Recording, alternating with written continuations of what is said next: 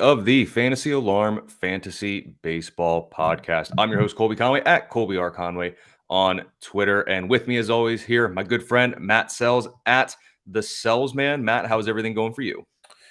Things are well. It's a little rainy here in Lincoln today, but we need the rain. Saves me some chores of watering my plants. So that's that's always nice when Mother Nature can help out with my to-do list. That's pretty nice. More often than not, when Mother Nature gets involved, usually it's taking stuff away.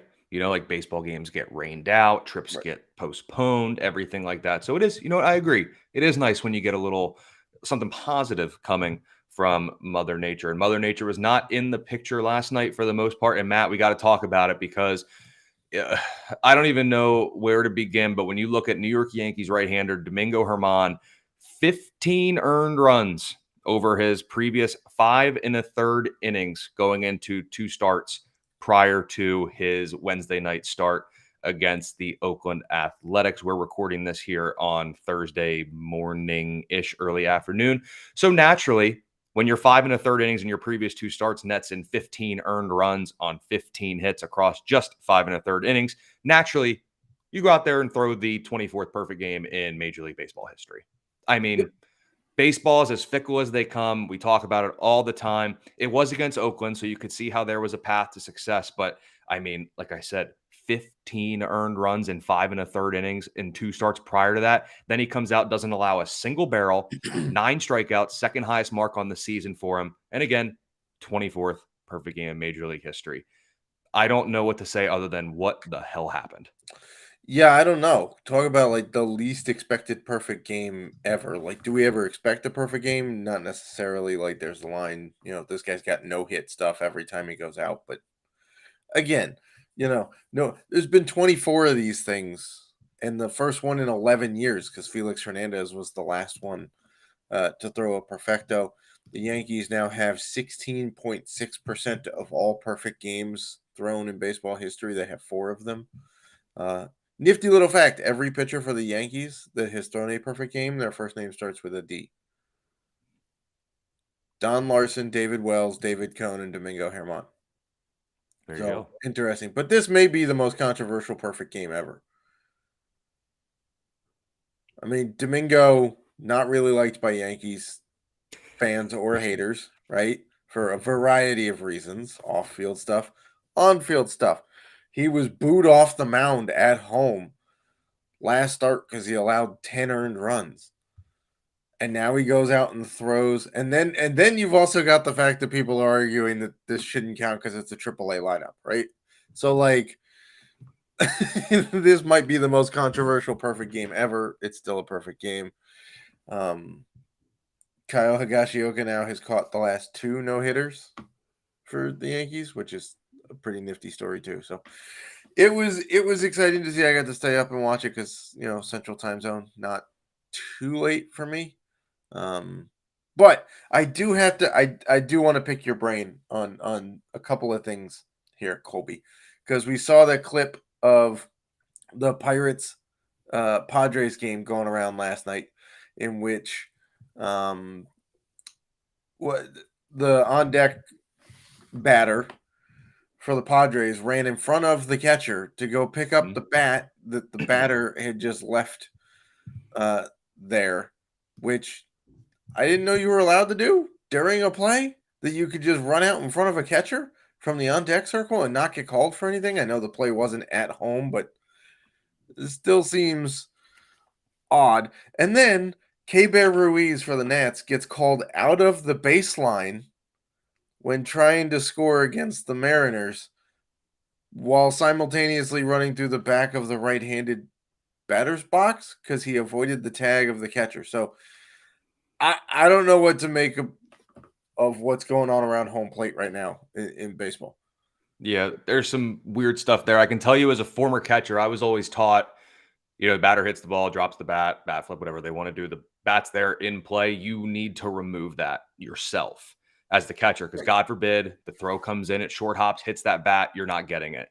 So, Or the opposing runner trips over the bat, well, or you trip over the bat. Not that ideal either. true. I mean, in a perfect world, sure, they trip over it, buy me some time. But yeah, as a catcher, if that bat was there, I would always move it out of the way because I needed that I couldn't have that added obstruction there Right.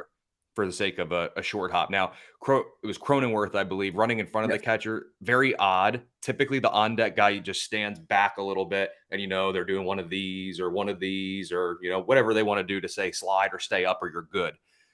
Running in front of the catcher is odd. I You agree. get to a It's bat that's odd. behind the catcher. It Yeah, wasn't even in front of the catcher. it was weird.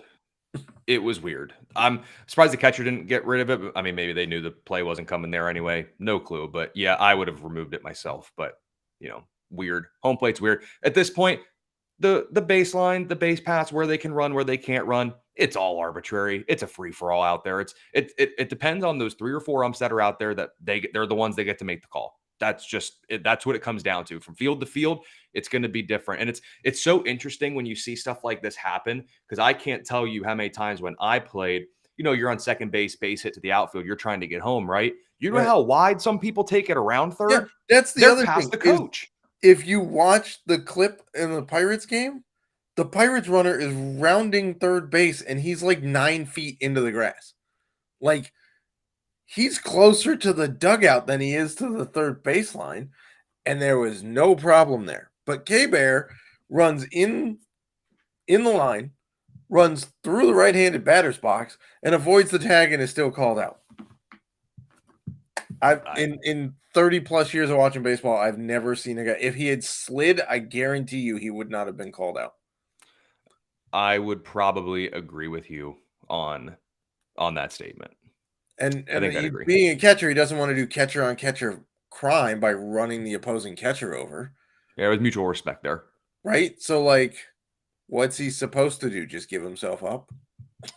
I guess. I don't know what to say of it, but let me go back to Domingo German quick. If you do want to look for something there, highest rate of curveball of his usage in his pitch mix and lowest with his sinking fastball, which maybe there's something to build upon there. I mean, I don't really know how you build upon a perfect game, but maybe that pitch mix worked for him. Again, it was Oakland, so I'd like to see it in a second start again. Sure. But Murphy's Law at this point says the next time he comes out here, he's going to get shellacked for 6 earned runs. I saw tweets that like I can't wait for. I was rooting for that to happen so I could stack against him in DFS in his next start. Yep, I couldn't Probably agree. We'll talk about greatness a little bit later too on a slightly different topic in Major League Baseball, but a couple quick injury news to talk about. Some back tightness seems to be going around a little bit in Pittsburgh. Third base extraordinaire Brian Hayes is going to go to the IL. Back tightness, back inflammation, mid-back muscle strain, however you want to call it. Back issue is pushing him to the IL, and fellow third baseman in the same division, Nolan Arenado, left Wednesday night's game with lower back tightness as well. Calling him day to day. Did miss some time last year with it. At least we know Hayes is going to miss time. Arenado's status is up in the air, but long term, I don't think this is anything fantasy managers should be overly concerned about. No, somebody should get these guys a mattress deal. Like, we've seen a rash of these going around now. We've had Byron Buxton, we talked about, has some back tightness. We've seen Victor Robles on and off the IL and back on again due to back tightness. We've seen some other guys, miss some starts here and there due to it. To me, this is kind of one of those things that pops up in the summer, right? You've been going full tilt for a while now. Temps are starting to get warmer. It's easier to tweak stuff in warmer temp. Let's say you're a little dehydrated, your muscles tighten themselves up a little bit. Not overly concerned about either of these. Yep, I think that's right. And then one that'll keep him out for the year, Matthew Boyd undergoing Tommy John for throwing a pitch skyrocketed above the catcher's head. And you could tell right away he looked right down. That arm was pretty stationary. So Tommy John, he'll be done this year, probably a good chunk of next year as well. Tigers might be getting Tarek Skubal back soon, so maybe that's an upgrade to the rotation. Never want to see someone get hurt. But Matthew Boyd at this point, dynasty, everything, I hate to say it, but it's got to be almost over for him. Yeah, basically. Like he was pitching so-so when he was healthy. And let's face it, the Tigers are a little ways away from having a solid team. They've got some solid prospects. I've talked about a few of them on this pod and in my weekly prospect report. They're probably going to get another good one in this draft that we're going to talk about here in a few minutes. But they're still he's not getting a whole lot of help from the offense. So even if he came back middle of next year, it's not like it's a huge uh uh boost to any fantasy roster. So I would just let him sit out there until he's healthy. I think that's the move. 32-year-old guy going for Tommy John, who's had noted arm issues throughout the majority of his career. Not overly positive, but Matt, second edition of the week. You know what that is? It's time down on the farm with Matt Selz. So, Matt, I did not put this question in the show sheet because I wanted to catch you off guard because I have to know, what is your preference for Jello shots? It's been so long since I've had a Jello shot. Apparently, if you go to Rocco's, though, they're just giving those suckers away. Like, there's records of LSU topped, 30 something thousand Jello shots during the College World Series. Their fans did. That's a lot. I don't know. Maybe watermelon? Watermelon's usually a pretty good Jello flavor. So I will take any Jello shot without tequila. Any other alcohol is fine, or any other liquor's fine. No tequila. see, I will do it as long as it's not vodka. Nope, I draw the line at tequila. That is not for me. But don't mind a good Jello shot every now and again. Don't get my hands on them too much. But when I do, as long as it's not tequila, sign me up. So, Matt, obviously you do all the prospect stuff here at Fantasy Alarm. A lot of great stuff there. Everybody should be checking it out. There's even a little paid homage there to Jello shots in the opening sentence of this week's prospect report. But Matt, obviously we saw a great College World Series altogether, highlighted by LSU and Florida in the finals. So I got to ask, simply put, from a fantasy perspective, long term, who was your favorite prospect that we saw in that series, or just from one of those two teams, even? So it's hard not to go with Paul Skeens, right? Mm-hmm. Like the guy was just masterful all season, and then he got to the postseason and didn't disappoint. In fact, he saved his best for the last couple starts he had. That Wake Forest series was phenomenal. He and Rhett Lauder went pitch for pitch in that whole series. Dylan Cruz obviously didn't do badly. He's a Golden Spikes winner for baseball, so best player in college baseball. That's the equivalent of the Heisman Trophy. It's hard to give Florida a whole lot of ups because they didn't really score a whole lot, right? So you got to put it on the LSU pitching staff. The final was 18 to the last game was 18-2 win for LSU. Not ideal, right? So I'm gonna go with it's hard not to go with the easy answer here, but it's Paul Skeens.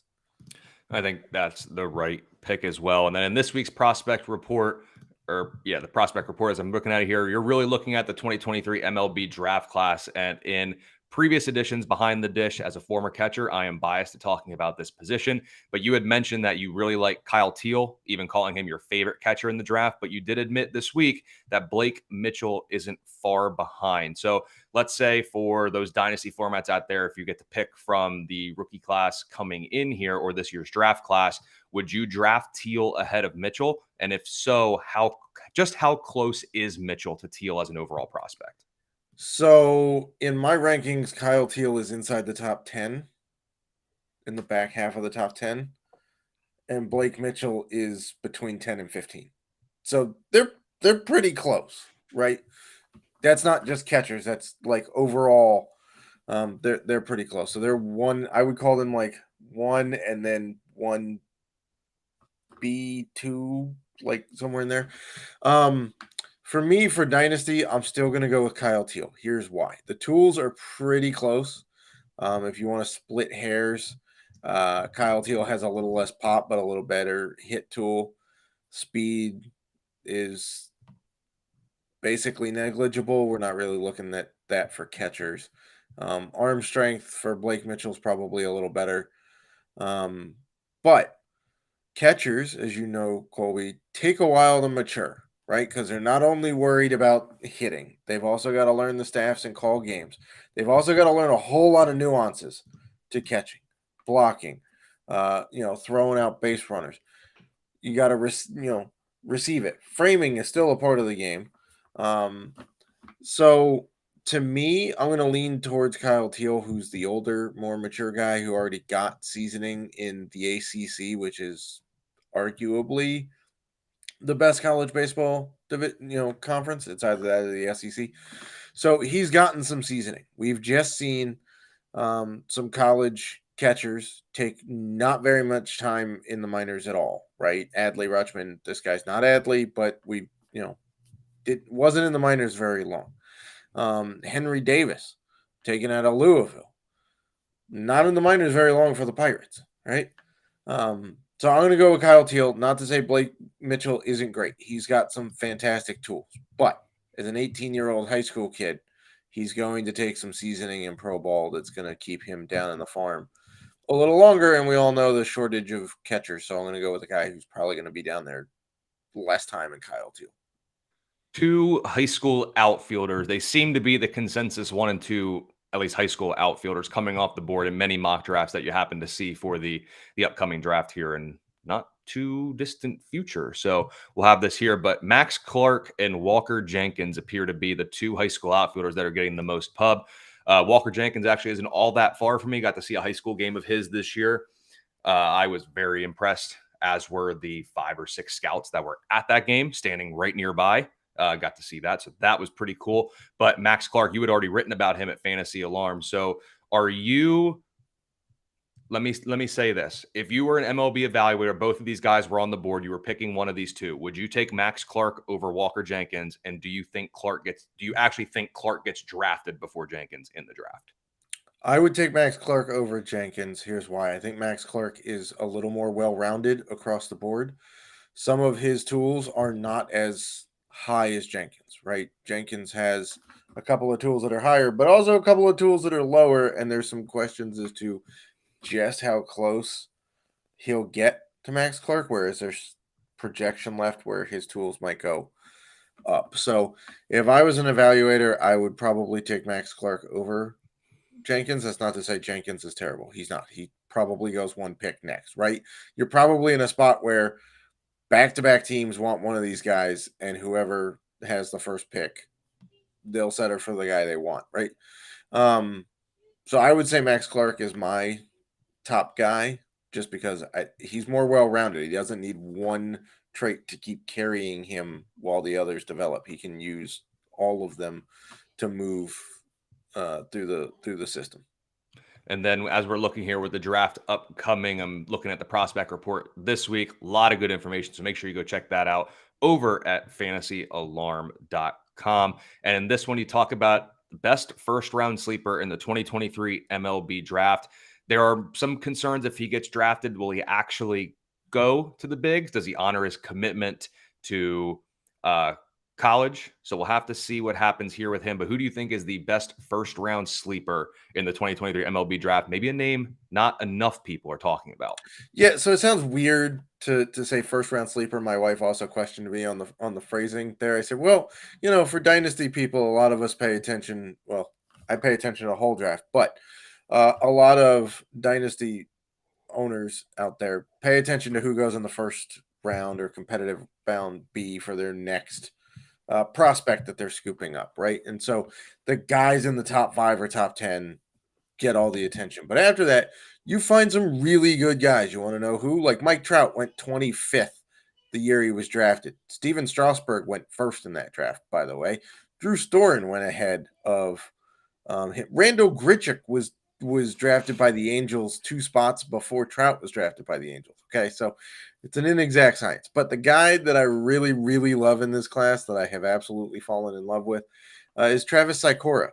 He's a high school kid. He's 19, so he's a little on the older side for high school kids. He is 6'6", 240 as a 19-year-old. He is a man. All right, so he's got the size to be an ace. He has the stuff to be an ace. He has 3 pitches that are all at least above average, if not plus. The fastball is arguably double plus. So he's got the stuff to be an ace. He's got the size to not have a problem. The only question is he is committed to Texas, which is his home state school. So the draw for playing for, the Horns, now going to the SEC, by the way, could be pretty steep. So if a team can offer an over slot bonus offer for him, I think they can get him. But watch out for him for dynasty managers. He should be higher on your radar because this guy is an ace in the making. I like that one as well. And of course, I said it multiple times, but head over to fantasyalarm.com. Not only can you get all of Matt's prospect information, rankings, reports, but a ton of other great content in there. But if you are in a dynasty league and you're looking for that hidden gem or maybe to gain an edge on your league mates, that's how you'll do it with Matt Selz' Fantasy Baseball Prospect Report over at fantasyalarm.com. So, Matt, one guy who's in the league now, some guy named Shohei Ohtani. I've done the DFS podcast and the live stream on Better Sports Network and Fantasy Alarm with James Grande here for the past couple of days. And he posed an interesting tweet saying, is Ohtani the greatest player of all time? And when you think about it, are there going to be hitters better than him statistically? Yes. Are there going to be pitchers better than him statistically? Yes. Nobody's doing both to this level. Like, are we even appreciating enough the world we're living in and what we are seeing right now on the diamond in Los Angeles? No, I don't think so. He's just spectacular, and he's getting better. Mm-hmm. There was a tweet yesterday, actually. He pitched to Luis Robert, which means the MLB home run leader was pitching to the guy who was second in the American League in home runs. Yeah. Shohei Ohtani has 27 home runs, which is 5 better than Luis Robert Jr. of the White Sox. So the pitcher who is leading, not in home runs given up, home runs hit. It's just mind-boggling, right? And the last time, by the way, that a starting pitcher had 10 strikeouts in a game and at least 1 home run in a game, the last American League pitcher to do that, you have to go back to when CC Sabathia was pitching for the Indians. And he hit in Dodger Stadium because they were playing an NL team and they still had to bat pitchers. I know that's a foreign concept to some of you new people, but that guy's been retired for years. The team that he pitched for changed its name, and that wasn't even how many teams ago? Was that 3 for him? Yeah. Ohtani's ridiculous. Consider this too. Okay, so I'm looking over here at his pitching numbers. He also leads the Angels in basically every statistical category except for saves and holds. How dare he? Pitch the 9th inning, Shohei. Yeah, one time. Grande and I joked that he should just do his bullpen work between starts on the mound and get credit for holds. Yeah, might as well get out there and just fully. I mean, they need bullpen help, so why not? Yeah, why not let them tweak a pitch on the mound in a major league game? Yeah, absolutely. And when you look here, I mean, in terms of ERA, like he's in 16th in the league, 302, very good. He trails only Spencer Strider and Kevin Gausman in terms of his total strikeouts. So like he's near the top of pitching categories. Then you go to the offense when he actually has the bat in his hands. As you said, he already leads Major League Baseball in home runs. He's second in RBIs. He's very well within striking distance of the AL Triple Crown. Yeah. Can you imagine if he goes out there and just, let's say, I don't know if he'll actually lead the league in strikeouts. There's some, with guys like Spencer Strider in there, it's going to be kind of tough to do that. But he could win the American League Triple Crown, post a sub-3 ERA, and lead Major League Baseball. And if not Major League Baseball, his main competition for strikeouts in the American League is Kevin Gausman. He could win the American League Triple Crown, have the most strikeouts potentially in Major League Baseball, but maybe very well so the American League, not to mention a sub-3 ERA. Here's my question. Can he win both Triple Crowns in the same year? Pitching Triple Crown is wins, strikeouts, and ERA. So in terms of wins, McClanahan's at 11, a couple guys there at 7, but some of those guys will fizzle out, like Dean Kramer and Chris Bassett and Dane Dunning aren't going to stay there. So they'll go a little bit. In terms of ERA, ERA is going to be his biggest problem, I think. That's just the one right now where he's the farthest away, and there's guys that are just pretty low. So I think that one could be tough. But I mean, let me take the cop-out answer. If anyone's going to do it, it's going to be him because he's the only one with a chance. The only one with a chance. But he's fathomable. Ridiculous.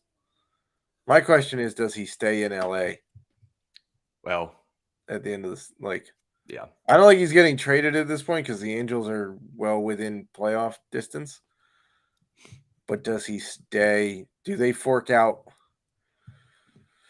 What I can only imagine would have to be at least 500 million, if not 600 million. Do you think Shohei Ohtani could write an article on like fantasy football sleepers and busts? Yes.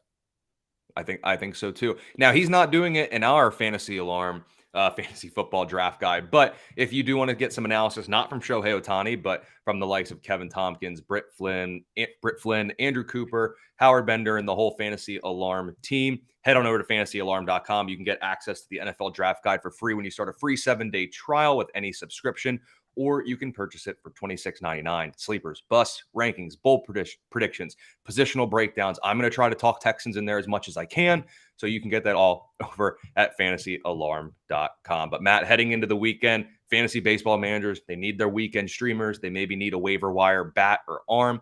So to close out this week, let me just start with this. Garrett Cooper is a guy that needs to be picked up. We just talked about Shohei Ohtani, and over the last calendar week, Garrett Cooper trails only Ohtani in batting average and OPS, and he's got a 7-game hit streak, and he is finally elevating the baseball. The launch angle is in double digits after quite a few years in the single digits. Garrett Cooper, guy to know. Jazz Chisholm is back for that lineup too. Gives them a little juice. So go check out Garrett Cooper, 30% owned in Fantrax leagues. I didn't look at ESPN, but knowing how ESPN typically shakes out, probably very much lower than that. Matt, who's a streamer that you are looking at? Or I'm sorry, a waiver wire guy that you're looking at adding? So for a waiver wire guy, we're going back to pitching. We're going to go with a guy who gives us a little bit of everything. It's Justin Lawrence in Colorado. I know, Rockies pitchers, of course, I got it. But this guy's got 5 saves, 7 holds, 3 wins. So you're getting a little bit of everything out of him. He's got a 2.93 ERA. Granted, it's bolstered by a .47 mark on the road. So there is that. But he's striking out more than a guy per 9 innings, which is excellent for a reliever. He's doing a little bit of everything. They're using him. The Rockies are playing some decent baseball right now. And any game that they're going to win is going to be close, which means he should have a decent amount of save chances. And we could all use a guy who just gets us a little bit of everything on our pitching staff. So Justin Lawrence, he's owned, I think, 24% in Fantrax leagues, I believe. Go scoop him up. He's going to cost you nothing. If your fantasy baseball team is like rocks in a jar, Lawrence can be the sand. He'll fill in the little nooks and crannies, give you a little bit of everything. And for He's this the week, marshmallow and the s'mores on my food for thought. there you go. Throwing back to the earlier edition of Yes. this week. But our combined weekend streamer, we came together on this one for the pod. It's going to be Paul Blackburn, 38% owned over on Fantrax. He's got a 2.40 ERA at home, and here in the month of June, even 4 ERA with over a strikeout per inning. Yes, the White Sox are worse against lefties, but sometimes from a streamer, all you want is a little floor and some reliability, and Blackburn has been that of late. So take a look at Paul Blackburn. And of course, head over to fantasyalarm.com. If you use promo code ALARM50, you get 50% off 6 months of all access, which gives you access to our award-winning DFS Playbook Pro, access to Discord, exclusive DFS tools, features, and more. And of course, get your hands on the Fantasy Alarm Fantasy Football Draft Guide. So Matt, we got about 10, 15 seconds here. Any parting thoughts for the people out there, except that they should follow you at the Selz Man on Twitter? Check out what I'm grilling later this week. Grilling up some Italian beef for those of you in Chicago. You should know what that is. It's going to be a delicious sandwich. There you go. Make sure you check that out, as well as all the great content over at fantasyalarm.com. Best of luck this weekend with your streamers. And again, get your hands on the Fantasy Alarm Fantasy Football Draft Guide and all the great fantasy baseball content we have there. But for Matt Selz at the Selz Man on Twitter, I'm Colby Conway at Colby R. Conway, and we will see you early next week with the next edition of the Fantasy Alarm Fantasy Baseball Podcast.